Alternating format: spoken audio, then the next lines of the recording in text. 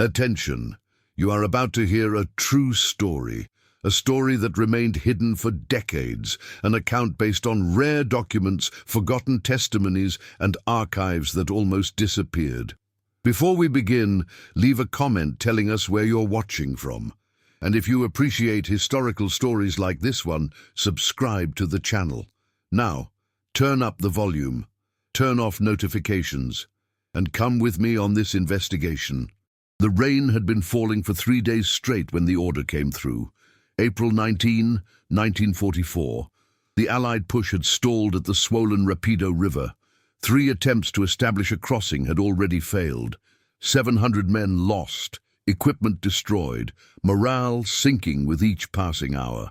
Lieutenant Colonel William Hayes stood in the command tent, mud caked to his boots, studying the crumpled map before him. The situation was critical.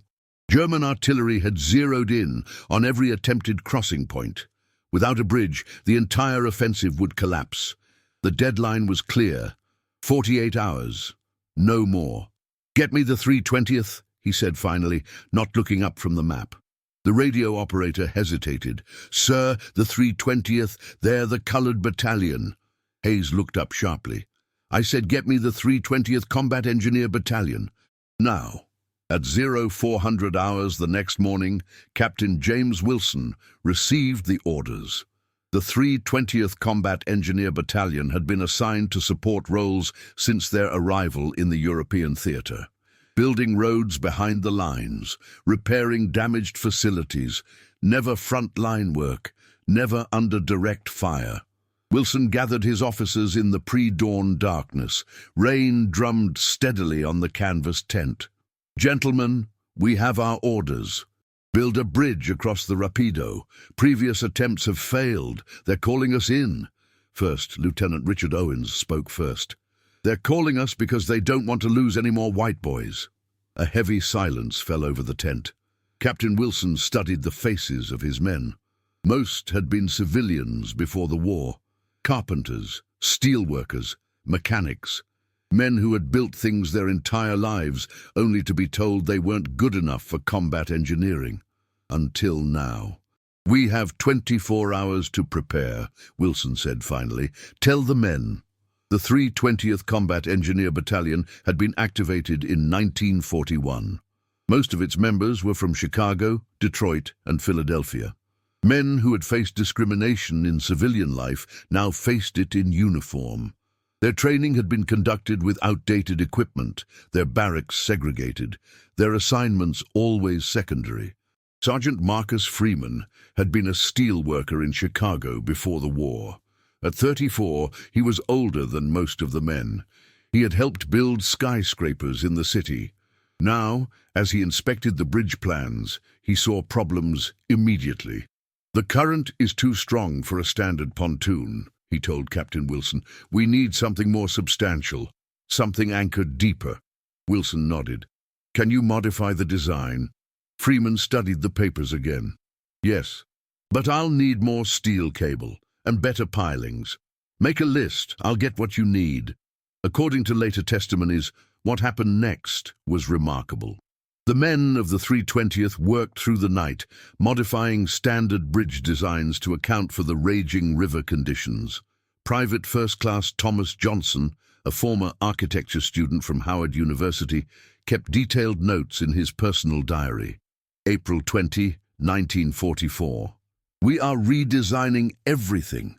Sergeant Freeman has an idea for a hybrid structure using both pontoons and fixed supports.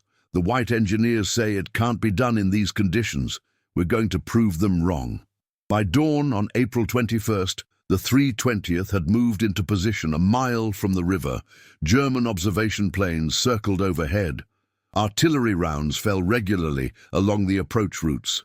The men worked in small groups, preparing bridge sections behind a small ridge that provided minimal cover. Captain Wilson gathered his platoon leaders for final instructions. "We move at dusk. First squad provides security. Second and third handle transport. Fourth and fifth do the assembly. Questions?" There were none. These men had trained together for 2 years despite being given inferior equipment and little respect. Now they had their chance. At 1900 hours, as the light began to fade, the 320th moved toward the river. The rain had finally stopped, but the ground was a quagmire of mud and shell holes. Trucks bogged down after a quarter mile. The men continued on foot, carrying bridge sections on their shoulders. Private Johnson wrote in his diary, "The sections weigh over 200 pounds each. We're carrying them through knee-deep mud. No one complains. No one stops." German artillery began falling as they neared the river. Illumination rounds burst overhead, turning night to day for brief, terrifying moments. Despite the danger, the engineers continued their work. Sergeant Freeman directed the operation from the riverbank. "Set the first anchors 20 feet out. Teams of 3. Move." Men waded into the frigid, fast-moving water. The current was stronger than anticipated. 2 men were swept away in the first minutes. Their bodies were never recovered, yet the work continued.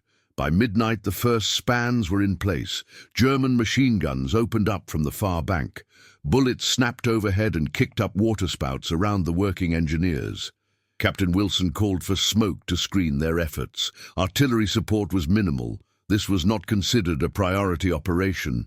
According to military records discovered decades later, Lieutenant Colonel Hayes arrived at the site shortly after midnight. What he witnessed was recorded in a personal letter to his wife, found among his effects after his death in 1972. "I have seen something tonight I never expected to see. The colored engineers are building a bridge under direct fire. Men are falling. But for every man hit, 2 more step forward. They work with a precision and determination I have rarely witnessed. Their captain, a man named Wilson, moves among them, calm as if he were directing traffic on a Sunday afternoon. I stood watching, I confess, in awe. By 0300 hours, the bridge was half complete.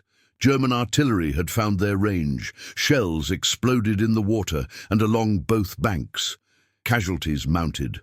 The medics worked frantically in a makeshift aid station behind the ridge. The wounded refused evacuation, insisting on returning to work if they could stand. At this critical moment, something extraordinary happened. The German artillery suddenly intensified, targeting the partially completed structure. A direct hit destroyed the center section.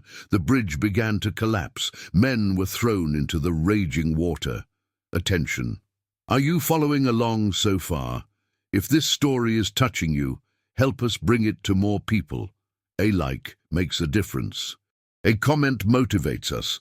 A share multiplies our reach. And if you're not subscribed yet, join our community.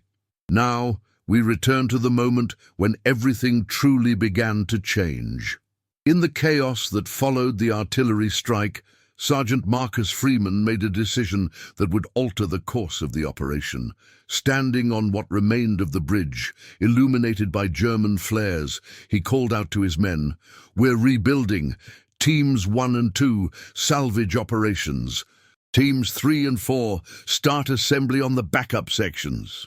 According to Private Johnson's diary, what happened next defied all military expectation. The men of the 320th, instead of retreating from the devastating artillery strike, regrouped with astonishing speed. Working in near darkness, they salvaged what they could of the damaged bridge, while simultaneously beginning construction on a new section. 0415 hours, Johnson wrote.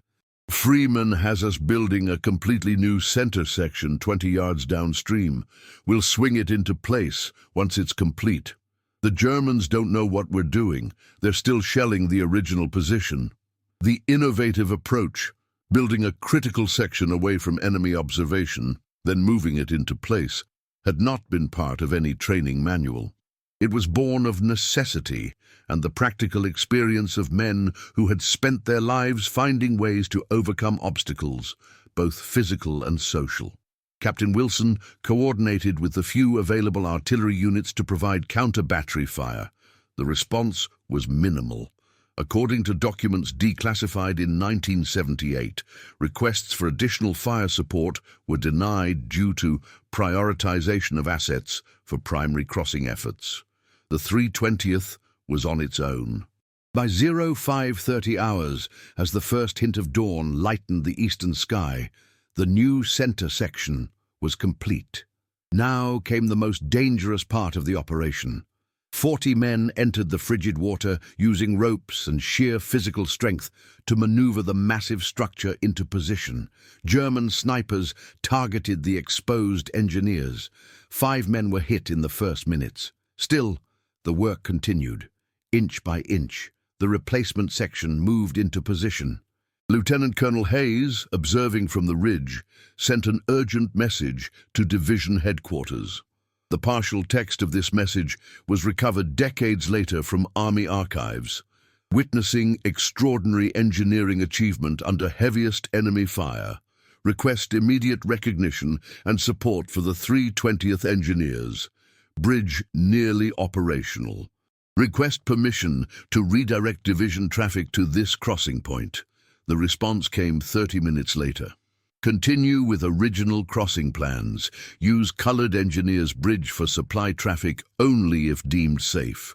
At 0645 hours, as full daylight exposed their position, the men of the 320th completed the connection. Sergeant Freeman personally secured the final locking mechanisms, standing fully exposed to enemy fire for 7 minutes. Captain Wilson walked the length of the bridge, testing each section. Then he sent the message, "Rapido crossing complete. Bridge can support full armor weight. Awaiting orders." Those orders, when they came, were not what the men expected. Use crossing point for light vehicles and infantry only. Main armor units will cross at Site Charlie once established. Site Charlie was the designated crossing point being constructed by a white engineering battalion. It would not be completed for another 17 hours. By that time, the tactical advantage of a rapid crossing would be lost. Despite the limited authorization, the 1st Infantry units began crossing the 320th bridge at 0800 hours. The structure held firm despite continued artillery fire. German attempts to destroy it were met with the engineers' rapid repair efforts. Men worked in shifts, diving into the water to reinforce damaged sections, often under direct fire. By nightfall on April 22nd, more than 2,000 troops and 300 vehicles had crossed. The bridge, designed and built by men who had been deemed unsuitable for combat engineering, had not only succeeded where others had failed, it had changed the course of the campaign. The official after-action report, submitted on April 26, 1944, contained only this brief mention. Auxiliary crossing point established by engineer support units provided limited transport capacity, assisting in overall division movement. No mention of the 320th, no mention of the extraordinary circumstances under which the bridge was built. No mention of the 37 casualties the battalion suffered during the operation. Private Johnson's diary entry for that day reads simply, "We built a bridge today. They pretended we didn't." In the immediate aftermath, the men of the 320th were returned to support duties, road repair, debris clearance. The bridge they had built, under fire with innovative techniques at a cost of 37 casualties, became known informally as Hayes Crossing, named after the white lieutenant colonel who had observed their work. Captain Wilson submitted recommendations for commendations for 23 men, including Sergeant Freeman. All were denied due to insufficient documentation of exceptional service. The story of what happened at the Rapido River might have been lost forever. The official histories made no mention of the 320th's achievement. Maps of the campaign showed the main crossing at Site Charlie, with no indication of the earlier bridge. But in 1963, nearly 20 years after the war, a former staff officer named Major Robert Thompson began researching a book about engineering operations in the Italian campaign. While reviewing archived documents, he noticed discrepancies in the timeline of the Rapido crossing. Units had reported crossing the river hours before the official bridge at Site Charlie was completed. Thompson's requests for clarification were met with bureaucratic resistance. His security clearance was insufficient, he was told, to access certain operational records. Undeterred, he began tracking down veterans of units that had crossed the river that day. One of those veterans, a former infantry sergeant named Michael Donovan, remembered clearly. "We crossed at dawn, over a bridge built by colored engineers. They were still working on it, repairing damage from artillery. One of them saved my life when a shell hit nearby. Pulled me right out of the water. Never even got his name." Thompson's research led him to Captain James Wilson, by then retired and working as a civil engineer in Detroit. Wilson still had his personal records from the war, including the denied commendation requests. He also had something even more valuable, an address for Private First Class Thomas Johnson. Johnson had returned from the war to complete his architecture degree. By 1964, he was teaching at Howard University, and he still had his diary. "I kept it against regulations," Johnson told Thompson in an interview conducted in February 1964. "I knew even then that what we were doing wouldn't make the official record. Someone needed to write it down." The diary provided day-by-day documentation of the 320th's activities, including detailed descriptions of the Rapido River operation. Johnson had even included sketches of the bridge design and the innovative repair techniques developed by Sergeant Freeman. Armed with this evidence, Thompson submitted a formal request for correction of the official record. The response was a form letter stating that revision of historical documentation requires substantial primary source material from command-level archives. In other words, the word of the black engineers who had actually built the bridge was insufficient. The matter might have rested there. Another example of history overlooked, had it not been for a chance discovery in 1978. During a routine declassification process, a box of personal papers belonging to Lieutenant Colonel Hayes was found in a storage facility outside Washington, D.C. Among these papers was his complete correspondence during the Italian campaign, including the full text of his message to headquarters about the 320th's bridge. There was also a letter never sent, addressed to Captain Wilson. "I wish to express my profound admiration for the achievement of your men at the Rapido crossing. What I witnessed that night has stayed with me through the intervening years. The courage and skill demonstrated by your battalion deserves recognition at the highest level. That this recognition has not been forthcoming reflects poorly not on your men, but on our institution. I've made repeated attempts to have the record corrected, thus far without success. Please know that those of us who were there have not forgotten." The letter was dated January 1957. Hayes had died in 1972, never having mailed it. With this new evidence, the case for historical correction gained momentum. In 1982, the Army Historical Review Board agreed to examine the matter. Their investigation lasted 3 years. In June 1985, the official history of the Italian campaign was amended. A single paragraph was added to the account of the Rapido crossing. Initial bridging operations were conducted by the 320th Engineer Battalion, which established a crossing point on April 22nd, facilitating early movement of infantry elements. This action contributed to the overall success of the operation. It was a minimal acknowledgement. No mention of the extraordinary circumstances, no recognition of the innovation displayed, no acknowledgement that these achievements had been systematically erased from the historical record. For the surviving members of the 320th, now elderly men scattered across the country, even this limited recognition came too late. Sergeant Freeman had died in 1979, never knowing that his innovative bridge design would eventually be acknowledged. Captain Wilson attended the ceremony, where the amended history was officially presented. He was 82 years old, the last surviving officer of the 320th. When asked by a reporter if he felt justice had been done, he replied, The men who should be hearing this are gone. They died either at that river or in the years since, believing their country didn't think their service mattered. This correction doesn't change that. In 1993, nearly 50 years after the war, a more thorough investigation was launched. Military historians, working with newly accessible archives and testimony from surviving veterans, produced a comprehensive account of the 3/20th's contributions throughout the European campaign. The report documented not just the Rapido crossing, but 17 other major engineering operations conducted by the battalion. In each case, the official records had minimized or entirely omitted their role. The most dramatic revelation came from German military archives. Intelligence reports from April 1944 contained observations of the bridge construction at the Rapido. One report noted, American Negro troops observed constructing bridge under artillery fire. Extraordinary discipline and efficiency noted. Despite heavy casualties, work proceeds without interruption. Recommend immediate concentration of artillery assets to prevent completion.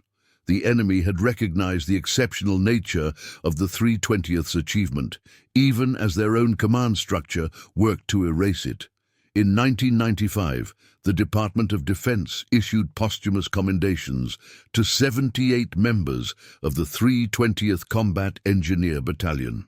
The citation read, in part, for exceptional valor and technical expertise under enemy fire, resulting in the successful establishment of a critical river crossing that materially contributed to Allied success in the Italian campaign.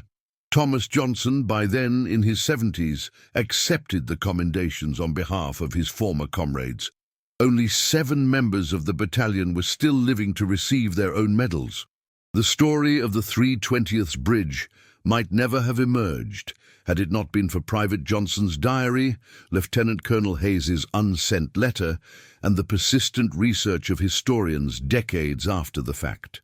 What remains remarkable is not just what these men accomplished under fire at the Rapido River, but how thoroughly their achievement was erased from official history. The bridge they built, through innovation, courage, and sacrifice, was written out of existence by the same military they served. Today, a small plaque stands near the modern bridge that spans the Rapido River.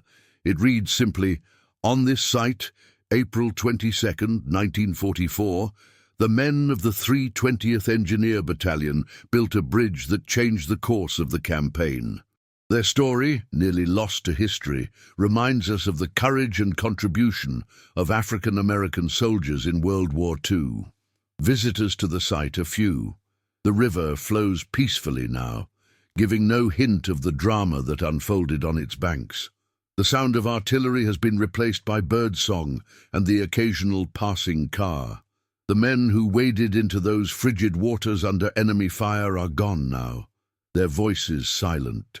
Their achievement, so nearly erased from history, preserved only through fragments of paper and the determined efforts of those who believed their story deserved to be told. In his final interview, conducted shortly before his death in 2002, Thomas Johnson was asked what he remembered most about that night at the Rapido. "I remember Sergeant Freeman standing in the water directing us, even as the shells were falling around him. I remember Captain Wilson walking the length of that bridge, testing it before he would let others cross. I remember the look on the faces of the infantry when they realized who had built their way across. But mostly, I remember how it felt to do something they said we couldn't do, and to do it better than anyone thought possible." The bridge at the Rapido River stands as a metaphor for the larger story of African American service during World War II. Essential contributions, made at great cost, deliberately minimized in the official record. Achievements recognized only decades later, after most of those who earned the recognition were no longer alive to receive it. The 3/20th Engineer Battalion was deactivated in 1946. Its members returned to a segregated nation, many to jobs far below their demonstrated capabilities. The skills that had built a bridge under enemy fire were deemed insufficient for civilian engineering firms.